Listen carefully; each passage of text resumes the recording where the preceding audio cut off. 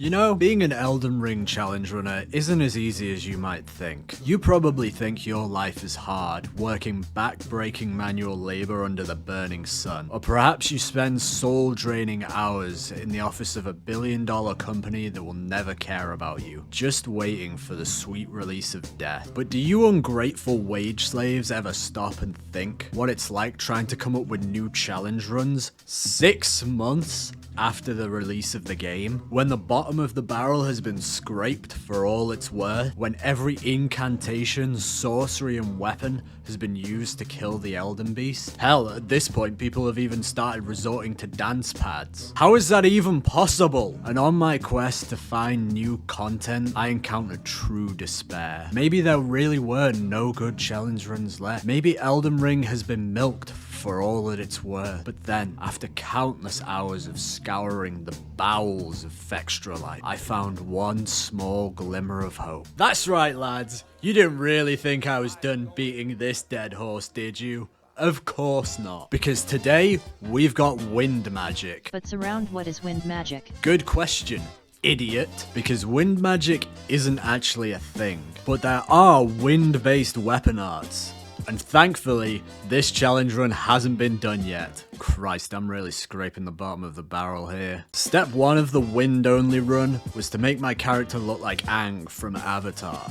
Close enough. Then, speedrun committing Minecraft, being called a virgin, and being spoken to by a woman for the first time. I've never got this far before, what do I do? With that traumatic experience out the way, I could grab the first wind-based weapon art, Storm Stomp. Now, nothing could stand in my... seriously? Okay, the second wind-based weapon art, Storm Slash, can be bought from War Master Horus. Death to the false emperor! Oh wait, sorry, wrong franchise. Can be bought from War Master Bernard. Unfortunately, the art costs a whopping 1,200 runes. And because Raid still hasn't sponsored me yet, please, I'll do anything, I was completely broke. That meant I had absolutely no other choice but to go to Caelid and kill the big dragon. This, combined with a chicken foot, would give me just barely enough runes to purchase the weapon art, and a small amount left over that I could invest into my stats. Then, there was just one last item I needed, but it was going to require a sacrifice.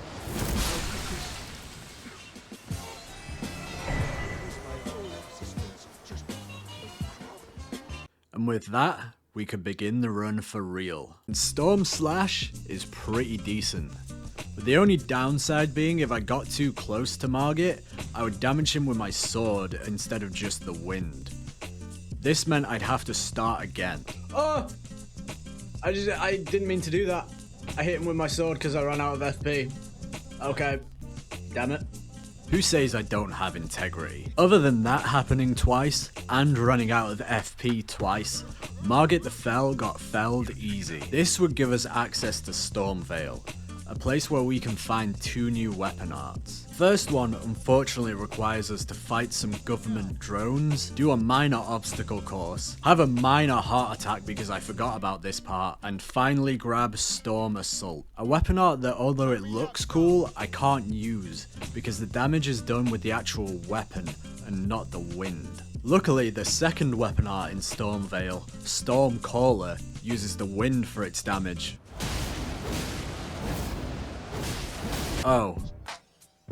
Oh god, no. I can't just use Storm Slash the whole time, that's so boring. And the Stomp is completely useless. Oh god, there really are no good challenge runs left. My channel is so dead. Wait, change of plans. This is no longer a wind-only challenge. This is now officially the world's first wind/storm-based weapon art only run. Now, I understand this might make things a little bit complicated as to what counts and what doesn't. So to clear up any confusion, I wrote out a set of very specific rules. With that out the way, let's go kill Dragon Boy. And like always, there's never much to say about Godric because he's so easy. Like, yeah, he died, what do you expect? So with that out the way, I could head over to Raya Lucaria to blow my way through school. Oh god, that sounds weird. So I could then blow the dog. Okay, I'm rewriting the script. After windening the dog, I could blow Ranel, I could wind Renalia's bodyguard to death, and finally face the Queen of Imp builds herself. And the first phase of the fight was pretty simple.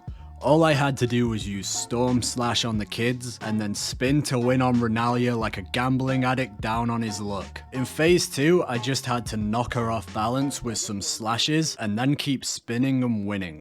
Remember kids, always keep gambling. Eventually you'll win back your losses. After beating up her mum, I figured it would be a good time to introduce myself to Ranni, since the last guy that tried to marry her couldn't pull it off, so why not shoot my shot? So I slaughtered my way through her palace and hit her with my best pickup line. So do you come here often? Obviously, my good looks and charisma paid off and she gave me tickets to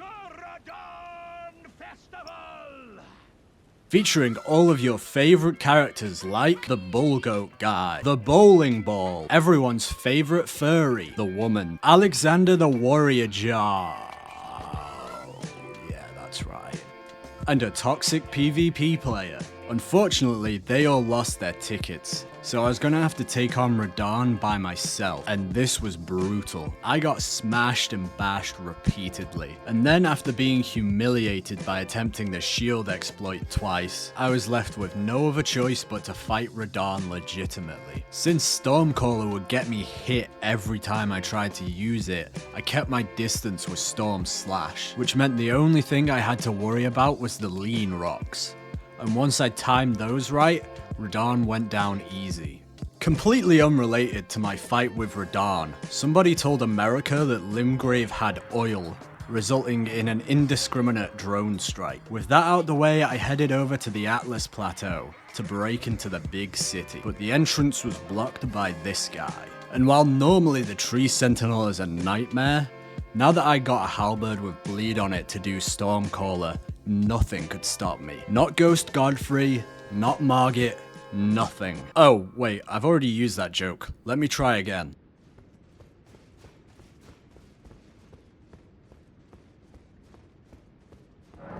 I am creatively bankrupt. Luckily, I'm not completely stuck, because Malenia gave me a ticket to the mountaintop of giants. But before I could help save this dying world, I had to focus on what's really important.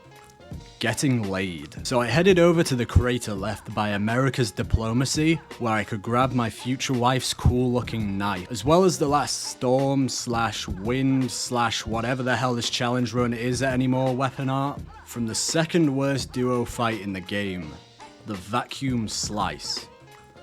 Honestly, I barely used this, it really wasn't worth the effort of this goddamn fight. After that, I gave Ranni her knife, she gave me an hourglass to use in the tilted towers, where I could get the best fit in the game, and also some rune of death or something, I don't know, probably not that important. Then I put mini Ranni in a jar and headed through the ruins of Nokron, and that's where I was reunited with Blade. Only, it turns out this wasn't actually Blade, and was in fact a sus imposter, and therefore had to be ejected. God, that was cringe. Taking out Blade would give me access to this hellhole, which I skipped through as fast as possible. Run, run, run, goddammit, run! Then I did the totally normal and not strange at all thing and climbed inside this random coffin that I found, which can only mean one thing.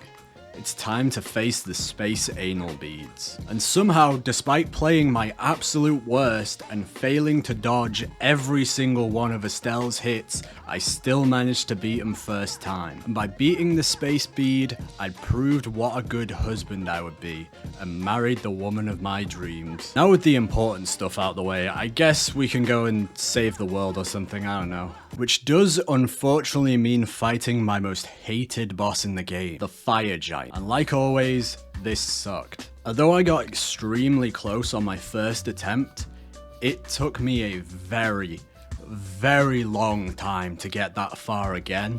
So in my frustration, I decided to up the bleed damage, using blood grease. Only it turns out blood grease doesn't work on this weapon for some reason. So I grabbed the Faith Talisman and the Mimic Hat so I could use Blood Flame Blade. Then the problem was that when I went into the fight, I forgot to pick up a seal. meaning that all of that was pointless and I just had to brute force the win anyway. And Melina was so impressed by this sick dub that she straight up burst into flames and yeeted me straight into foraging Zavala, where I would have to face the true worst duo fight in the game. But I had a strategy that never fails: bullying fat people. Just skirt around the edge of the arena, throwing Storm Slash at the big guy, who is actually so fat that even when he dodges, he still gets hit. I actually didn't hit the skinny one a single time. Now it's time for Maliketh, whose phase 1 was as simple as every challenge run, just slash whilst moonwalking. Maliketh's phase 2 should normally be difficult.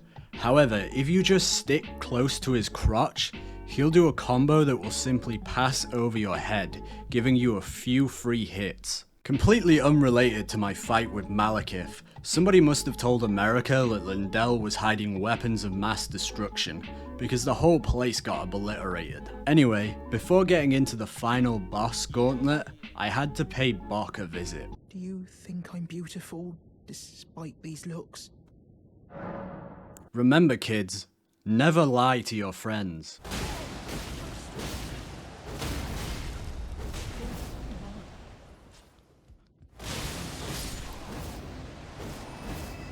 That out the way, it was time to fight Gideon. Or is it Gideon? Gideon. I don't know, who cares? I don't know what you want me to say about that. He exists, I guess. And finally, it was time to face the final boss of Elden Ring. Don't ask me about Godfrey, I hate myself. And despite how easy most of this challenge run had been, Radahn was brutal. All because of just one move.